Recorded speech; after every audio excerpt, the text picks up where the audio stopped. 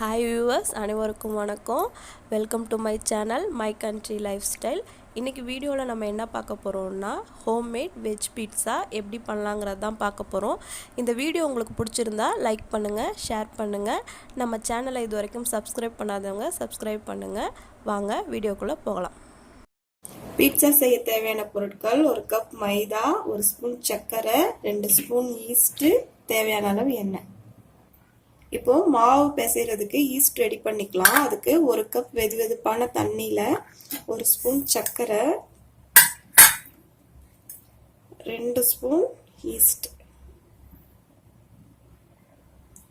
சேர்த்து நல்லா கலந்து விட்டு கரையிற வரைக்கும் மூடி வச்சிடலாம். இப்போ ஒரு கிண்ணத்துல மாவை சேர்த்துடலாம். மாவு சேர்த்துட்டு அதுக்கு தேவையான அளவுக்கு உப்பு சேர்த்துக்கலாம். உப்பு சேர்த்துட்டு நல்லா கலந்து விட்டுடலாம். இப்போ நம்ம ஈஸ்ட் கலந்து வச்சோம் இல்லையா, அது ரெடி ஆயிடுச்சு. இந்த தண்ணியை கொஞ்சம் கொஞ்சமா சேர்த்து மாவு பிசைஞ்சுக்கலாம்.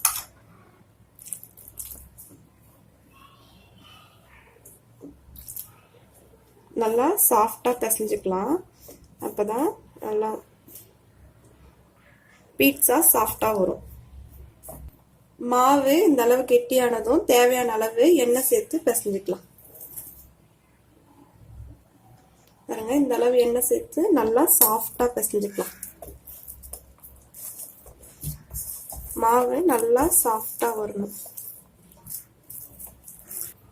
பாருங்க, மாவு ரெடி ஆயிடுச்சு. நல்லா இந்த அளவு சாஃப்டா பிசைஞ்சிட்டு ஒரு 2 மணி நேரம் தட்டு போட்டு மூடி வச்சிடலாம். அடுத்து தேவையான பொருட்கள்: ஒரு தக்காளி நீளமா கட் பண்ணது, ஒரு சின்ன குடமிளகா நீளமா கட் பண்ணது, ஒரு ஆனியன் கட் பண்ணது, 50 கிராம் மொசரல்லா சீஸ். இப்போ நம்ம பிசைஞ்சு வச்ச மாவு ரெடி ஆயிடுச்சுன்னு பார்க்கலாம். பாருங்க, நம்ம பிசைஞ்சு வச்ச மாவு எந்த அளவுக்கு உப்பி வந்திருக்குன்ட்டு. மாவு சூப்பரா ரெடி ஆயிடுச்சு. இப்போ நம்ம பீட்சா செய்ய ஸ்டார்ட் பண்ணிடலாம். இப்போ ஃபிளாட்டா இதே மாதிரி ஒரு பிளேட் எடுத்துக்கலாம். அதுல கொஞ்சமா ஆயில் தடவி நல்லா அப்ளை பண்ணிக்கலாம்.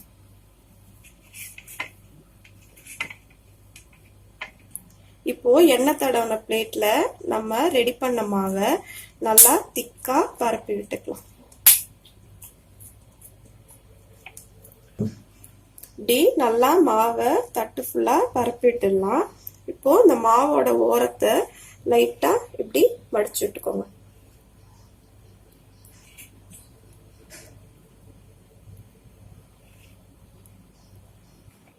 இப்போ நம்ம மாவுல ஒரு ஃபோக் ஸ்பூன் வச்சு இதே மாதிரி ஃபுல்லா ஹோல்ஸ் போட்டுக்கலாம்.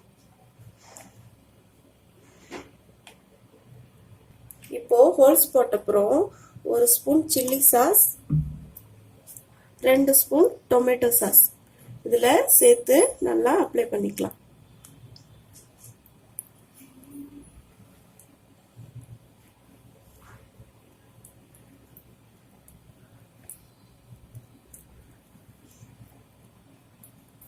இப்போ ரெண்டையும் மிக்ஸ் பண்ணி இது மேல அடிக்கலாம். இப்போ காய்கறிகளை இதே மாதிரி மேல அடிக்கலாம்.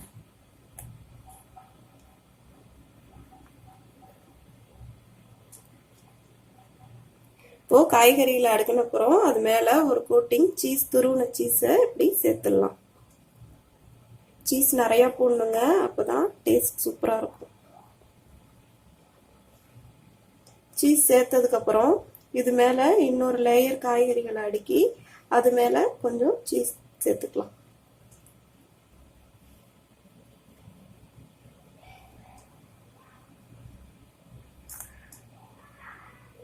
இப்போ இது மேல இன்னொரு லேயர் நம்ம காய்கறிகளை அடுக்கிக்கலாம்.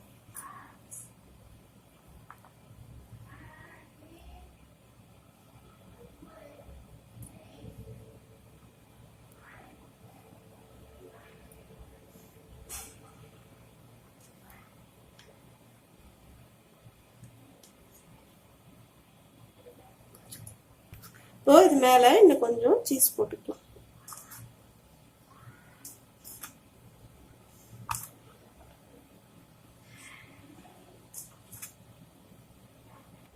இப்போ அடுப்புல ஒரு வாணலி வச்சு அதுல சால்ட் உப்பு போட்டிருக்கேன். அந்த சால்ட் உப்பு கொஞ்சம் நல்லா சூடாகட்டும்.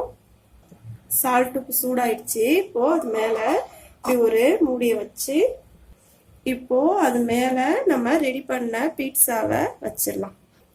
பாருங்க, இப்போ இந்த தட்டை வாணலி மேல வச்சாச்சு. பாருங்க, இப்போ வாணலியில நம்ம ரெடி பண்ண தட்டை வச்சாச்சு. சுத்தி கொஞ்சம் கேப் இருக்கணும், அதுல ஒட்டக்கூடாது, ஏன்னா தட்டு ரொம்ப ஹீட் ஆயிடும். இப்போ மூடி போட்டு ஒரு 15 நிமிஷம் மூடி வச்சிடலாம். இப்போ மூடி போட்டு சிம்ல வச்சு ஒரு 15ல இருந்து 20 நிமிஷம் மூடி வச்சிடலாம்.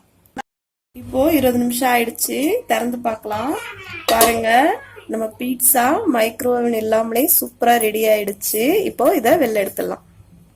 அவ்வளோதாங்க, நம்மளோட ஹோம்மேட் பீட்சா சூப்பரா ரெடி ஆயிடுச்சு. சாப்பிட்டு என்ஜாய் பண்ணலாம்.